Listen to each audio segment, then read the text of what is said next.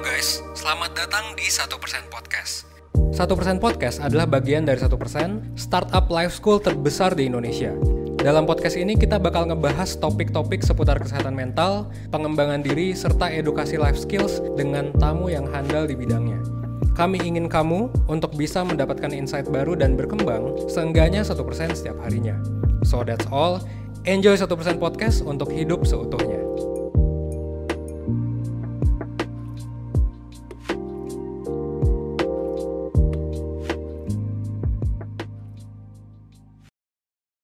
Halo Perseners, balik lagi di episode 1% Podcast. Buat yang baru join, 1% Podcast merupakan bagian dari 1% yang merupakan media life skills yang membahas terkait skill-skill penting yang gak diajarin di sekolah. Nah, di episode kali ini kita akan membahas topik terkait apakah desainer itu adalah influencer sesungguhnya. Dan dengan segmen lifestyle ini, masih di segmen lifestyle, kita akan kedatangan tamu lagi dari Miss Inge. Silakan Miss, boleh perkenalan terlebih dahulu. Halo, nama saya Ingrid. Saya salah satu lecturer dari graphic design LaSalle. Dan saya di LaSalle sudah mengajar 7 tahun and going. Ya, dengan anak-anak LaSalle yang kalau memang yang belum tahu LaSalle, kita memang tipe studentnya beda ya kalau di LaSalle. Selain memang anak-anak yang umurnya untuk perguruan tinggi, tapi LaSalle juga banyak sekali yang ternyata student-studentnya itu interesting enough. Justru orang-orang yang sudah lama, yang sudah di lapangan, yang sudah punya gelar lain-lainnya. Jadi LaSalle itu buat mereka kayak dijadikan jurusan keduanya, yaitu jurusan yang sebenarnya ingin mereka ambil. Jadi yang jurusan yang dulunya nggak dikasih orang tua dan mereka kayaknya baru kesampaian setelah oke, udah beres, aku sudah mencoba jurusan pertama aku dan nggak suka. Biasanya mereka akhirnya mencoba lagi dan mereka kembalinya ke LaSalle. So here we are. Menarik Miss. Mungkin bisa share kali ya Miss terkait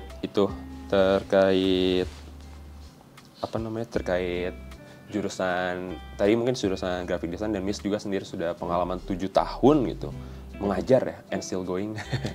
Still going gitu. Perspektifnya gitu Miss, karena yang saya tahu gitu bahwa LaSalle itu sangat amat vokasional gitu, sekolah vokasional gitu. Terkait perspektif kerja desainer dan gimana desainer tuh punya dampak signifikan terhadap perubahan perilaku masyarakat. Oke. Sebelum saya ngajar, saya kan juga sebagai graphic designer sendiri ya. Jadi memang saya juga udah pernah di lapangan dan sudah tahu. Jadi saya berusaha membawa itu untuk saya share kembali ke student-student LaSalle ya, kalau yang dalam bimbingan saya gitu. Jadi saya memang arahannya selalu berusaha menginfokan ke mereka. Kita itu kayak konsultasi ya, kita bikinnya sharing gitu, from my knowledge yang dulu sebelumnya udah ada. Jadi saya sekarang sharekan lagi ke mereka. Jadi apa yang saya dapatkan dulu sebagai desainer itu seperti apa, intinya pasti masih sama, ya kan? Bahwa sebagai desainer itu tadi sebagai apa ya istilahnya influencer. Oke. Mungkin kalau dulu kita nggak nyebutnya influencer ya. Kalau dulu bahasanya mungkin masih beda. But it is true. Mungkin nyebutnya influencer. Kalau saya sebutnya problem solver dulu. Karena kalau nggak ada masalah, tidak ada yang perlu diperbaiki gitu ya. Kadang-kadang desainer juga itu yang kita bilang, desainer akhirnya cuma jadi artis aja, hanya mengekspresikan subjektivitasnya, ya kan. Sedangkan kalau memang dilihat di masyarakat ada yang sesuatu yang perlu diperbaiki gitu ya, desainer itu yang maju. Jadi selain dari sisi kreativitas, selain dari visualnya aja gitu ya, tapi kita harus bisa memberikan suatu solusi dong gitu. Apa yang perlu diperbaiki? Jadi hal yang sesimpel-simpelnya dalam arahan membuat suatu signage, hal yang kecil gitu. Kita kan nggak setiap kali bikin signage hanya untuk bikin signage aja, pasti hanya untuk mengemukakan sesuatu ya kan, untuk menampilkan sesuatu gitu. Atau terkadang kita membuat suatu signage karena kita ingin menunjukkan suatu perbaikan, misalnya dari sisi branding kayak gitu. Jadi yang kita buat sebagai desainer itu tidak hanya berdasarkan estetika, keindahan estetika secara visual, tapi juga, nah ini yang saya biasa arahkan ke student LaSalle. Sebagai desainer, ingat kalian itu selain sebagai artis, harus ada jiwa artisnya ya. Pasti yang pertama yang selalu tergodok itu pasti jiwa artisnya. Selalu kalau student itu. Tapi ingat, kalian juga harus sebagai problem solver. Dan in between-nya supaya bisa tersampaikan dengan baik ke masyarakat, kalian juga harus bisa bercerita. So kalian juga harus bisa jadi storyteller. Kayak gitu. Jadi secara keseluruhan itu yang mungkin desainer tuh nggak sadar. Kalian tuh sebenarnya semua tuh inovator loh, gitu loh, ya kan. Jadi itu sih yang penting sebenarnya buat aku, dan itu yang aku selalu berusaha share ke anak LaSalle. Speaking of storytelling dan inovator gitu, saya jadi keinget Apple ya, yang gimana bisa jadi tadinya brand smartphone gitu, tapi tiap tahun mengeluarkan produk-produk baru gitu.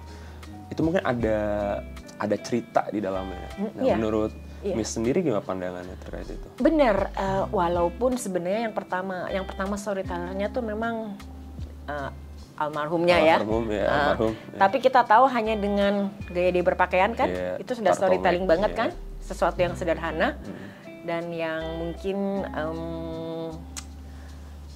aku lupa foundernya Facebook, Mark Zuckerberg. Nah, dia kan juga melakukan kayak praktek yang sama dengan bahwa ceritanya tuh orang-orang yang inovator ini tuh mereka nggak mikirin cara berpakaian, tapi justru dengan gaya berpakaian yang sama terus kalau kita bilang, itu caranya mereka bercerita, ya kan. Cuma dengan dia keluar, cuma dengan layar yang lebar menunjukkan sesuatu yang baru, itu terasa wah, ya kan. Kayak gitu.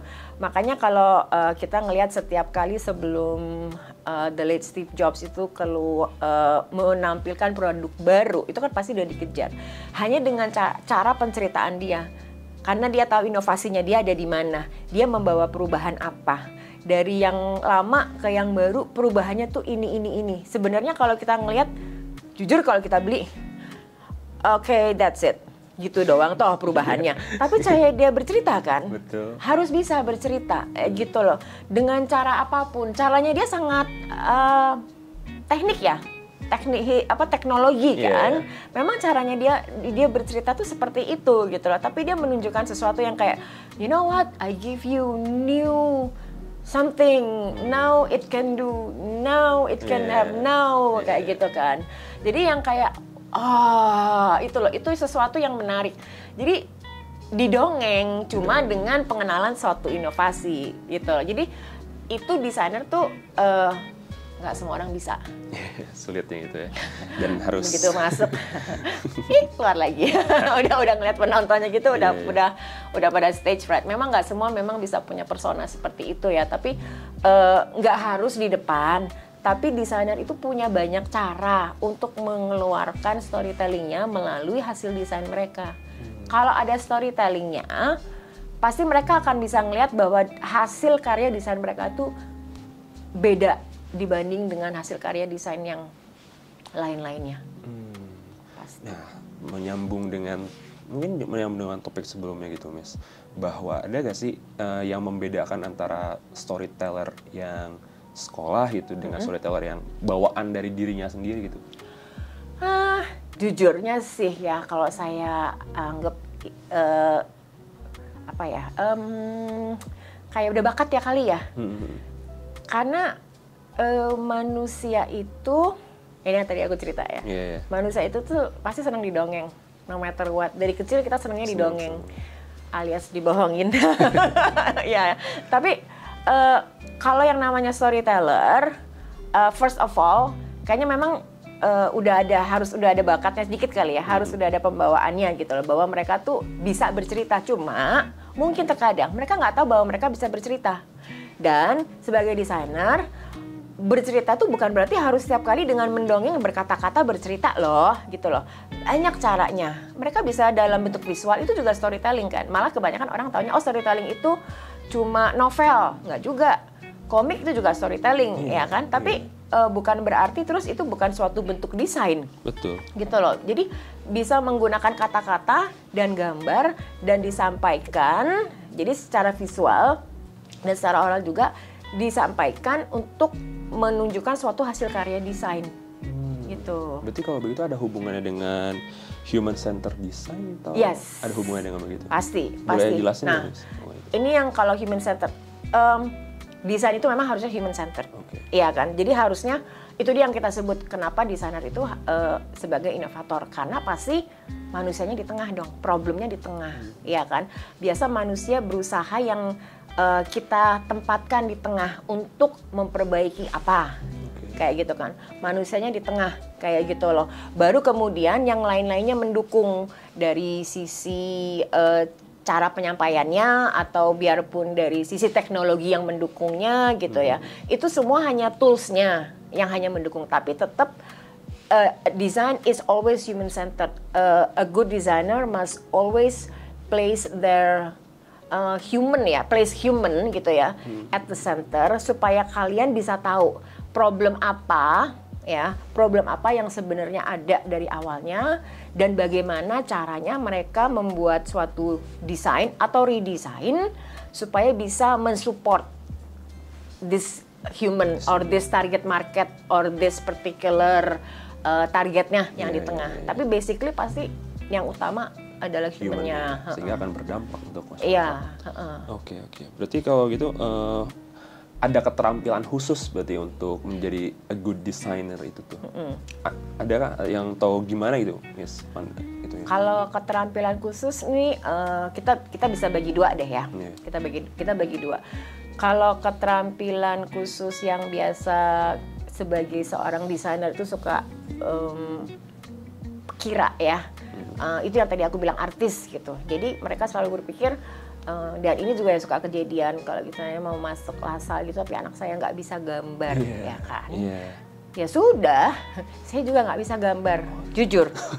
Saya sampai sekarang nggak bisa gambar. Mungkin jadinya abstrak ya gambar saya. Mungkin sekarang value-nya lebih tinggi. Tapi yang namanya suatu bentuk gambar yang sempurna itu nggak semua orang bisa. Gitu loh, tapi bukan itu skill utamanya sebagai desainer. Kalau kamu skillnya hanya itu, again, kamu hanya kembali berdiri sebagai seorang artis, ya kan? Nah, kalau kamu mau sebagai inovator, nah kamu berarti harus punya mindset again untuk berusaha melihat problem dan berusaha memperbaiki, ya kan? Nah, berarti kamu juga selain dari keterampilan, kamu kalau sebagai desainer, kalau menurut saya ya, kamu harus punya kekuatan dalam pemikiran konsep, conceptual thinking seperti itu. Jadi kamu punya dasar kekuatan selain hanya dari sisi artistiknya. Jadi nggak cuma gambar, kamu harus bisa menceritakan sebenarnya konteksnya apa nih. Kamu tuh sebenarnya nggak cuma membuat desain seperti ini, tapi konsep dasarnya apa? Apa sebenarnya yang kamu berusaha sampaikan dengan cara-cara apa yang kamu berusaha sampaikan itu. Itu satu skill. Skill yang keduanya adalah yang kita lihat dari sisi yang vokasi ya, adalah tools-toolsnya, yaitu semua pendukung-pendukung dari digitalnya, kayak gitu. Of course, itu kan lebih bisa diajarin ya, itu lebih bisa diajarkan kelas-kelasnya, project-projectnya ada, tapi itu cuma pendukung loh, gitu loh. Yang paling penting tetap ingat, yang paling penting adalah manusianya. Kamu sebagai desainernya, ya kan, your mindset sama selain kamunya sendiri sebagai desainer, ini yang juga aku suka terapkan. Kamu harus melihat diri kamu sebagai kreator dan kamu harus melihat diri kamu sebagai seseorang yang akan menerima hasil desain ini. Jadi kalau aku suka bilang, kalau kamu ngedesain kayak gini, aku tanya, kamu sendiri mau beli nggak? Nah, seperti hal itu. Jadi nggak bisa cuma desainer itu jangan terlalu berpikiran terlalu subjektif ya, kayak gitu. Yes, kamu punya kekuatan ini, kamu punya artistik mindnya tuh hebat banget gitu ya. Tapi kamu bisa menyampaikan nggak? Ini nyampe nggak? Ke orang ya. Apalagi kalau kita ngomonginnya art, ya kan? Atau subjektif banget. Ini bilang bagus, ini bilang jelek, gitu. Makanya sebagai desainer, nah mediasi. Jadi kamu dari art ini, kamu jadikan sebagai suatu konsep. Nah, sekarang kamu ubah jadi suatu bentuk karya desain supaya bisa nyampe ke market. Gitu. Jadi itu yang sebenarnya lebih penting sebagai desainer. Jadi nggak cuma gue bisa gambar, gue bisa pakai program-program Adobe itu semua, gue dari A sampai Z gue bisa semua kayak. Tapi kalau kamu tidak punya dasar pemikiran konsepnya, kamu tidak bisa tahu sebenarnya apa yang kamu ceritakan atau bahasa yang nggak tahu yang kamu mau jual apa. It's just tools. Kamu cuma jadi kuli ya istilahnya. You're not a designer yet. Gitu. That's why you need to go to school. Karena jujur kan, kalau tools itu DIY-nya banyak banget kan? Iya, banyak banget di konten-konten sosmed juga banyak. Ya, how to. Kalau di sekolah kamu berhadapan dengan lecturer yang tapi mereka kasih project loh. Jadi sesuatu yang kamu aku nggak suka bikin kayak gini, ya nggak bisa. Karena nanti kalau kamu berhadapan dengan klien, nggak ada yang kamu suka semua nanti. Iya. Gitu. Terlalu, apa tuh namanya istilahnya tuh, kalau nolak klien yang sesuai dengan nilainya tuh terlalu idealis. That's right, idealis. Ya, dan, itu bener. Iya, dan Lasel tuh mungkin nggak mau atau gimana tuh sama mahasiswa yang terlalu idealis. Gue gak pengen ngerjain tugas ini karena gak sesuai dengan value gue gitu. Itu gimana tuh? Kalau saya personally untung belum dapet ya. Kalau saya personally, saya cuma bilangnya kebanyakan sih bukan ketemu sebagai sesuatu yang ini, sebagai sesuatu yang oh itu salah loh, aduh kamu nggak bisa kayak gitu. Memang tergantung kelasnya. Jadi kalau yang tahap-tahap awal kita udah tahu sih, anak-anak ini pasti biasa semua kalau baru masuk sekolah desain itu pasti idealisnya artisnya dulu nih maju. Artisnya maju dulu. Nanti kalau udah tergantung kelasnya apa gitu ya. Jadi kalau awal-awal sih oke, explore. Cuma kita hanya kasih parameternya aja ya. Pokoknya konsepnya bikin gambar kota. Kotanya terserah pilihan kamu misalnya, ya kan? Aku sukanya kota ini, kayak gitu. Explore-nya hanya begitu aja, kayak gitu. Tapi nanti kalau udah masuknya lebih ke kelas-kelas yang lebih senior lagi, mereka kan juga harus ada bikin branding ya. Dimana mereka harus ngejual, kayak gitu kan. Nah, itu mereka udah nggak bisa lagi terlalu ngelihat sebagai sesuatu yang idealistik lagi. Jadi form and function, ya kan. Jadi kamu udah nggak bisa bikin lagi sesuatu yang menurut kamu ini bagus, menurut kamu ini bagus. Oke, menurut kamu ini bagus. Tapi itu cuma piece of art ya, nggak kepake loh. Sekarang gimana kamu ngerubah dari yang kamu bilang bagus ini? Nah sekarang kamu rubah jadi desain. Gimana caranya supaya ini bisa masuk ke produk yang akan kamu jual? Kayak gitu. Whatever the subject of the class gitu ya, tetap masukin your idealistic view, artistic value, masukin gitu loh. Tapi jadi nggak bisa hanya jadi sesuatu yang kayak bagus aja. Saya juga cuma ngomong juga misalnya kalau kayak saya kasih contoh yang paling gampang gitu, misalnya even dari sisi misalnya fotografi, black and white photography ya kan, kayak gitu. Itu kan artistic value, sesuatu yang orang nggak semua bisa nikmati kayak gitu kan. It's a piece of art jadinya. Tapi sekarang gimana caranya supaya itu bisa menjadi bagian dari desain? Itu desainer yang masuk. Gimana kamu menggunakan foto ini sebagai bagian dari, nah ini nyambung nih masuk ke media, masuk ke dalam majalah. Berarti foto ini menceritakan apa misalnya? Atau foto yang keren ini masuk jadi movie poster. Itu berubah jadi function kan, suatu bentuk form yang kalau hasil foto, oh ini fotonya keren banget, tapi ini buat apa? Nempel di tembok juga nggak ada artinya, kayak hanya piece of art gitu loh, ya kan? Memang benar hanya piece of art gitu. Tapi kalau jadi desainer, oke, sekarang dari foto yang bagus ini, gimana kalau kita rubah jadi movie poster? Desainer di situ peletakan tipografinya, kebaca atau tidaknya, yang tadinya seneng fontnya kecil-kecil. Bisa nggak sekarang kalau kamu praktekkan ke situ, kayak gitu. Jadi dan itu juga salah satunya bahwa graphic designer itu tidak pernah bisa berdiri sendiri. Oke, ngomong soal itu, mungkin ada tren khusus tersendiri yang sekarang tuh lagi ngetren tuh di industri desain. Boleh share gak kira-kira? Yang aku perhatiin belakangan ini memang dari sisi tipografi. Bahwa sekarang tuh senengnya aku ngelihatnya ya.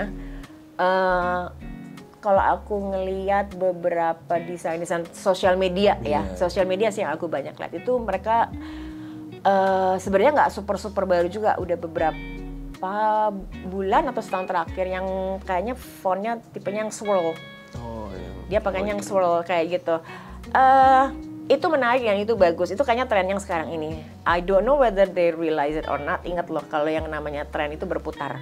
Baju yang kita pakai sekarang ini ke tren di tahun berapa? Tahun berapa lagi?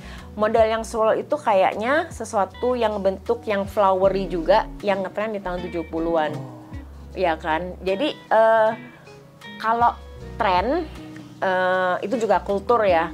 Itu biasanya tuh, nah itu dia yang aku bilang. Orang suka, oh ini trennya lagi gini, ngikut kayak gini. Nanti dapat kliennya kayak gitu. Saya mau yang dibikinin kayak itu tuh, ikut yang kayak gitu, trennya kayak gitu kan. Nah, desainer selain belajar belajar untuk bisa mengikuti tren memang ya, tapi desainer itu juga kadang-kadang yang paisa adalah mengedukasi klien. Tapi ini nggak cocok gitu loh. Tapi ini benar-benar nggak cocok gitu loh. Maksudnya kamu kan mau jualannya pipa plastik gitu loh. Ya kan? Ini kayaknya nggak masuk di situ. Jadi desainer juga harus bisa memberikan alternatif gitu loh. Jadi nggak setiap kali kamu harus mengikuti tren. Why not become a trendsetter yourself? Kayak gitu, you create your own trend. You create your own ideas based on each design that you create. Kan nggak bisa ya? Kita nggak bisa samain. Itu kalau mau yang disamain semua berdasarkan template, silakan pakai Canva. Boleh bilang Canva nggak? Boleh dong. Oke. Ini mau pakai. Saya nggak tahu gitu loh. Nah, karena banyak orang yang pakai Canva. Iya kan, banyak orang yang pakai Canva. Jadi itu trennya di situ semua tuh. Kalau mau ngelihat tren, lihat di Canva. Betul. Itu kumpulan template-template. Iya kan, sebenarnya itu mempermudah loh. Bukan berarti itu salah. Cuma saya suka kalau bilang ke murid saya, Canva itu terserah kamu mau pakai atau enggak gitu kan. Cuma ingat loh, nanti kalau kamu udah lulus, Canva itu akan menjadi kompetitor kamu. Karena itu hanya template, it's just the service, there's nothing underneath. Konsepnya apa, sesuai apa tidak. Kalau begitu, desainer-desainer Indonesia seperti sekarang itu kan banyak bermunculan, dan yang misperhatikan itu apa nih? Mulai dari trennya kah, atau mungkin pandangan masyarakat awam terhadap seorang desainer tuh kayak gimana itu? Ada nggak perspektif terkait itu? Kalau jujur, kalau pandangan awam ya, kita ngomong awam terhadap percaya atau tidak, tapi masih banyak awam yang bahkan tidak ngerti graphic designer itu apa. Kayak gitu. Saya pernah kok ketemu, saya ngajar graphic design. Graphic design itu apa? Iya, benar. Saya sampai nggak tahu mesti mulai dari mana. Jadi saya cuma bisa bilang, semua yang kamu lihat dengan mata, poster, tulisan, logo yang nempel, itu waktu itu di bank gitu ya. Semua yang kamu lihat yang di print di atas meja ini, yang nempel di tembok itu adalah kerjaan seorang graphic designer. Sampai saya bingung, saya mesti menjelaskan dari mana ya, kayak gitu loh. Jadi memang awam masih kurang tahu signifikannya seorang graphic designer. Nah itu dia memang jadinya kayak orang graphic designer juga. Itu yang aku takutin, ikut hanya jadi follower, ya kan? Hanya kayak ngikutin, yang ada aja ini trennya lagi ini, udah bikin yang kayak gitu aja, gitu loh. Karena apa? Kliennya ngelihat yang ini bikinnya kayak gini, yang kayak gitu. Sedangkan yang tetap menurut saya yang berusaha di ini ya, itu gunanya kalau kita sekolah ya. Kalau kita ke suatu lembaga institusi, instead of doing DIY, ya kalian akan dapatnya tuh per project kan, project based kan. Jadi semacam in training kalau mau kerja, gitu. Walaupun akhirnya kliennya kamu sendiri, tapi kamu kan dapat bimbingan supaya kamu tidak hanya mengerjakan yang kamu suka, tapi supaya kamu ditantang to create something outside the box, to think one step ahead, gitu loh. Jadi selain untuk melihat bahwa Oke. Jadi biar awam itu tahu ya, sesuatu yang dibikin ini itu bikinannya itu tuh memerlukan suatu ide dasar konsep yang cemerlang dari seorang graphic designer atau kreatif directornya atau art directornya gitu ya. Tapi itu adalah hasil pemikirannya dulu, itu dari seorang desainer. Baru turunannya, tipografinya, logonya, warnanya, itu tuh hanya turun-turunannya lagi. Tapi yang penting itu ada konsep awalnya. Jadi desainer itu nggak cuma tukang bikin aja, gitu. Desainer itu juga yang menciptakan dari awalnya semua. Dari dasar risetnya pun malah mereka juga harus udah bisa, gitu. Kalau begitu mungkin ada itu nggak, Miss? Saya pengen nanya tentang ekosistem desainer di Indonesia gitu kan, yang terasa tuh gatekeeping orang-orangnya tuh itu aja gitu. Nah, mungkin ada sedikit perspektif lah terkait beda, itu. Mungkin ada sedikit perspektif tentang itu, dan hal itu justru kan yang seolah tidak akan hidup nih industri apabila gatekeepingnya tuh terlalu ketinggian. Nah, mungkin gimana, Miss, perspektif tentang itu? Mungkin juga karena sebenarnya apakah kitanya yang selalu berpikir ya mungkin ya, oh kalau yang ini dipegang sama ini, ini pegang sama ini pegang sama ini. Mungkin juga kitanya yang berpikiran seperti itu. Mungkin di luarnya ternyata enggak juga. Tuh kayak mungkin juga kan ya. Karena nah itu dia makanya banyak yang biasa masuk sebagai desainer itu punya design house malah ya. Itu belum semena-mena pasti graphic designer. Jadi disiplin-disiplin lain kayak gitu kan, yang mungkin kayak tapi aku kepengen tahu itu, kayak gitu loh. Jadi same kalau anak-anak lasal, aku selalu bilang bikin projectnya hanya di luar dari zona nyaman kalian ya gitu. Tidak semena-mena kalian hidup hanya untuk bikin logo, sampai mati bikin logo, atau nanti keluarnya ya udah cuma jadi social media manager. Ya kan? Nggak hanya itu, bisa kalian harus bisa berpikir di luar. Jadi kalau bikin pengaplikasiannya jangan selalu berpikir hanya di kertas, bisa keluar ke plastik, why not to fabric, ya kan? Jadi suka bilang kok jadi bikinnya kayak jadi bikin orang fashion ya. So, memang masalahnya di mana gitu kan? Ini kan hanya pengaplikasian. Jadi pada saat anak ini udah punya hasil ya, hasil nyata dari proyeknya mereka, mungkin jalan mungkin ke depannya mereka bisa mikir, oh ya ternyata kok aku ternyata lebih suka ke arah kesini ya, kayak gitu. Jadi nggak kalau mereka tuh selesai keluar dari lasal udah selesai gitu ya, nggak berarti tuh kita kayak kesannya hanya mengherding mereka ke satu bidang. Graphic designer graduate should go into graphic design house kayak gitu kan. Ternyata kan kita ngelihat yang perusahaan-perusahaan yang besar, yang interdisiplin gitu. Oh kita perlu graphic designer, padahal perusahaannya perusahaan fashion besar misalnya. Oh siapa bilang kita nggak cuma meng-hire orang fashion, kita perlu graphic designer. Kita selalu orang punya graphic designer.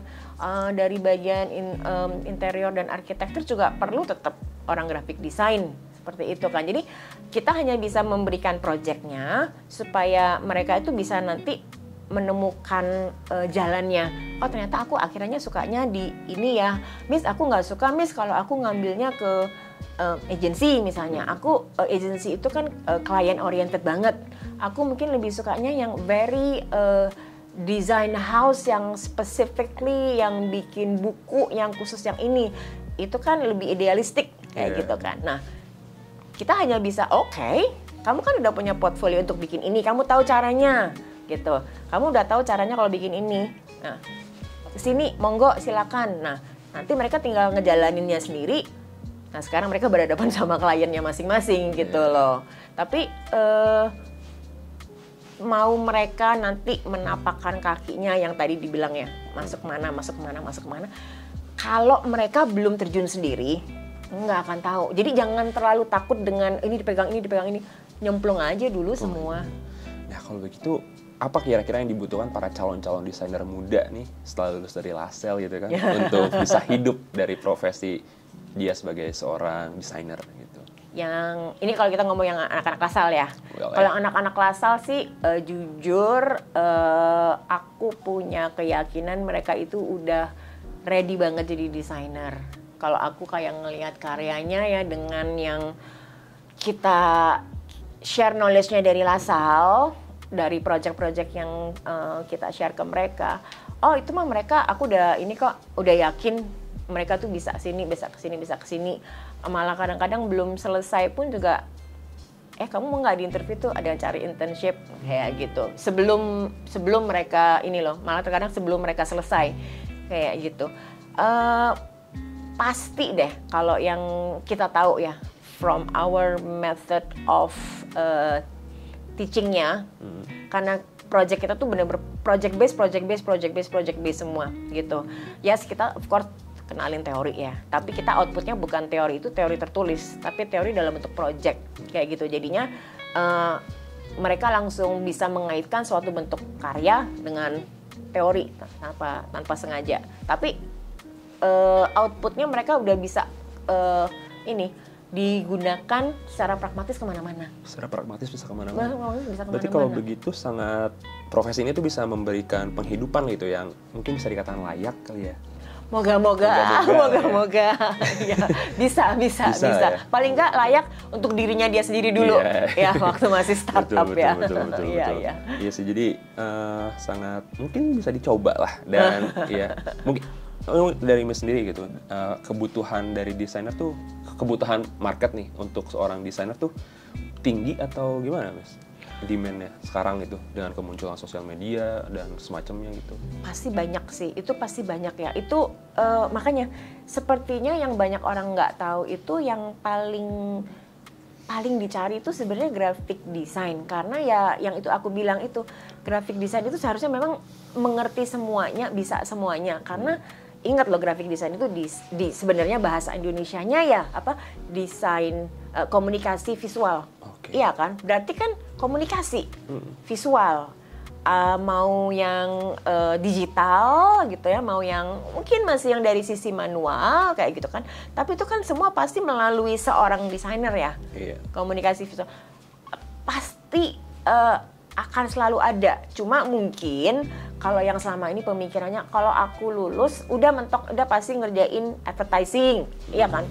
Kebanyakan grafis design hanya ke situ kan? Iya. Enggak juga kan? Bisa kemana-mana.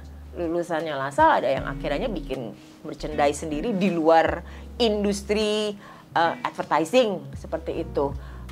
Banyak banyak jalannya, cuma mungkin tidak dalam kapasitas yang kita ketahui. Itu aja bikin logo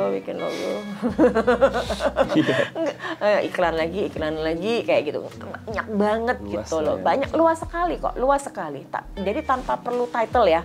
Jangan disebut graphic designer, graphic design gitu loh. Banyak sekali komunikasi visual, mungkin pakai mindsetnya itu komunikasi visual ya. Kalau komunikasi kan luas ya, komunikasi itu luas banget gitu ya. Berarti kalau begitu untuk selanjutnya gitu Miss, ada challenge baru sekarang tuh dengan kemunculan ya teknologi yang dipercaya bisa mendisrupsi ini semua gitu.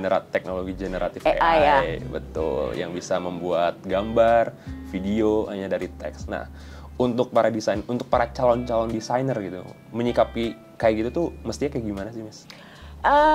Nggak usah khawatir. Ini kan kalau kayak kita ngelihat not trying to get into politics, tapi kita tahu ada yang billboard yang gambarnya gemoy. Ya.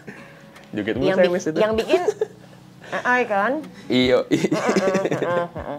Tapi memang AI-nya memang bisa jalan sendiri kalau nggak kitanya yang memberikan suatu referensi. Iya kan? Itu kan pasti di belakangnya. Kita nggak ngomong bentuk gemoynya ya. Kita ngomong di belakangnya. Apa dulu pemikirannya supaya mereka menginginkan komunikasi seperti itu.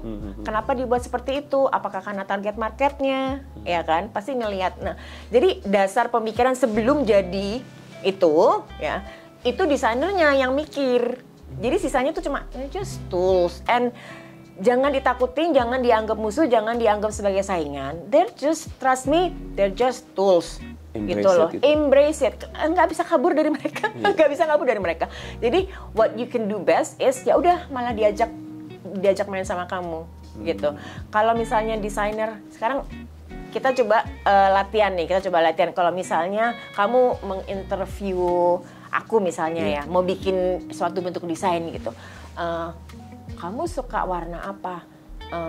Ya merah. Tapi kayaknya logonya ini nggak cocok ini warna merah loh. Orang ini kan kita ngomongnya kan air gitu kan. Tapi sukanya warna merah. Yaudah jangan merah deh. Mungkin hijau. Bukan jangan deh orange. Ungu gitu. Masukin coba ke AI kalau nggak jebol. Ya kan? Nggak bisa. AI itu perlu suatu struktur yang rapi, yang jelas untuk bisa mengenerate sesuatu. Coba dikasih sama klien. Klien kita aja kadang-kadang nggak ngerti mau ngapain. Ya kan? Jadi designer is the human gitu loh, human centered as the designer and as the human the client gitu kan. Jadi sisanya AI itu they're just tools. Canva is AI. Iya kan. Semua aplikasi yang ada di Adobe udah mulai embrace juga. Udah mulai nge-embrace juga. Kita cuma istilah AI baru sekarang karena intelligently bisa menulis sebenarnya kan, itu yang ditakutin. Tapi secara tools dari dulu sudah ada kan, cuma kita tidak menyebutnya dengan AI, kita hanya bilangnya tools. Ya, it's actually you know what, it's the same, ya kan? Dari dulu ada, and dari dulu kita embrace, gitu. Jadi gak usah dikhawatirkan, yang penting itu. Makanya kalian harus punya konsep pemikirannya, dasar pemikirannya, kenapa kalian pengen bikin desain ini. Problemnya di mana? Dicari kayak gitu. Back to the gemoy. Where is the problem and why do they need to create that? Sisanya cuma AI yang bikin. Tapi kita yang manusianya, kita yang mencari dulu problemnya di mana. Pemikiran strategisnya harus. Itu tetap manusia yang pikir. Itu tetap manusia yang pikir kok. Jadi nggak usah dikhawatirkan ya. Embrace them as the tools gitu. Berarti tantangan terbesarnya tuh bukan dari tools AI-nya sendiri mungkin menurut Miss? Bukan, nggak usah dikhawatirkan. Memang mereka kompetitornya. Itu yang aku bilang. Gimana caranya kamu nanti kalau sudah lulus, kalau kamu merasa kamu mendesainnya males pakai Canva gitu ya. Nanti kalau kamu sudah lulus dan kamu berhadapan dengan orang-orang yang non-designer, yang ngerasa buat apa ya gue pakai designer kalau gue bisa pakai Canva. Iya kan? Sedangkan itu yang aku bilang, itu hanya template. Itu hanya on the surface, tapi mereka tidak punya konsep. Desainer harus punya kekuatan konsep dan bisa storytelling supaya bisa sampai sebagai bentuk suatu karya desain. Kalau begitu, Miss, ini mungkin last section juga bahwa tantangan terbesar gitu selain dari AI ada gak untuk menjadi seorang desainer, untuk calon-calon desainer gitu, selain AI dan yang mendasar banget untuk menjadi a good designer tuh gimana harusnya? Kalau aku bilang jadi desainer itu again ya, bukan berarti kalian itu harus selalu punya mindset yang gue harus bisa gambar nih kayak gitu ya. Udah nggak ada gitu. Again, AI kita udah jangan lihat sebagai tantangan. Kita berusaha melihat mereka sebagai toolsnya kita. Kalau sebagai desainer itu sebenarnya tantangannya adalah ini yang aku suka ngelihatnya ya kalau dari dasar. Karena mereka selalu sebagai desainer mereka selalu berpikir I just need to start with a sketch gitu kan, which udah nggak kejadian lagi, langsung masuk gambar komputer ya kan. Tantangan desainer itu sebenarnya memulai segala sesuatunya dari riset, itu yang kayaknya kelewat. Kayaknya kalau melihat sesuatu bikin kayak gini tuh langsung aku ngelihat nih kalau anak-anak either doodling pun udah mulai jarang. Langsung dari laptop, langsung oke lah kita lihatnya nge-google image, ya kan. Nah itu yang aku suka aku lihatnya itu salah. Jangan ke image dulu, look at the story. Kalau udah lihat story-nya, lihat gambarnya, jangan di-download and then di-trace over it, gitu loh. Look at the story, look at the image, start your own sketch, gitu loh. Jadi kurang mungkin karena udah beda zamannya, karena itu terlalu gampang ya, semua udah tersedia di depan mata. Jadi yang kayaknya desainer yang sekarang itu serba kecepatan, serba selalu langsung masuk ke digital. Kayaknya stop, oke, digital is there, do your research, read gitu ya, and then start doodling gitu loh. Please go back to basic. Go back to basic. Please go back to basic. Karena kalau nggak, ya itu nanti akhirnya ya cuma yang kalian lihat secara digital semua jadi itu. Please go back to basic first gitu ya. Ke risetnya, ini yang aku selalu ngeliat, risetnya selalu kurang. Kayak gitu. Kebanyakan langsung lompat cari gambar trace. Kayak gitu. Jadi please go back. Read, research, read more.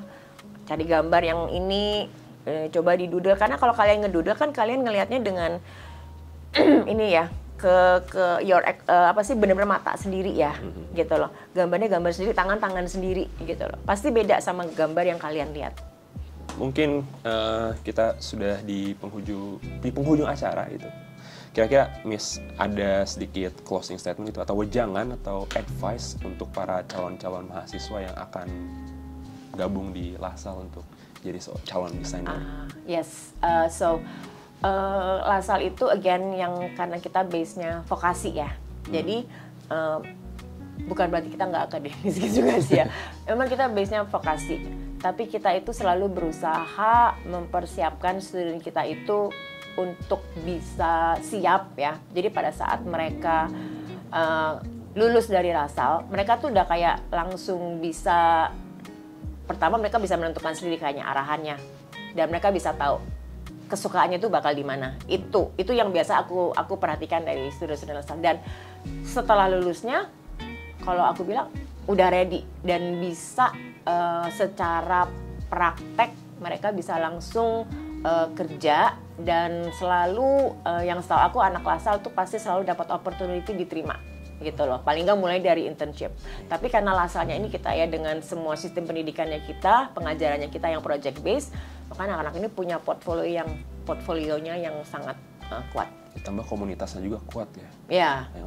Oh ya, kita juga ini. Jadi kita suka bisa udah tahu ya mengarahkannya ke sini, kita bisa tahu ini. Oh, ini ada yang tarik, kamu boleh deh coba deh. Kamu coba masuk ke sini, kamu coba interview ke sini. Dari alumni LaSalle-nya juga kita suka panggil, yuk datang yuk, ngelihat yuk gitu loh. Kamu cari nggak? Iya sih, ini lagi cari internship. Yuk. Anak LaSalle juga yuk ke situ yuk. Ya gitu. Jadi emang udah peluang itunya udah lumayan, networknya udah luas lah gitu.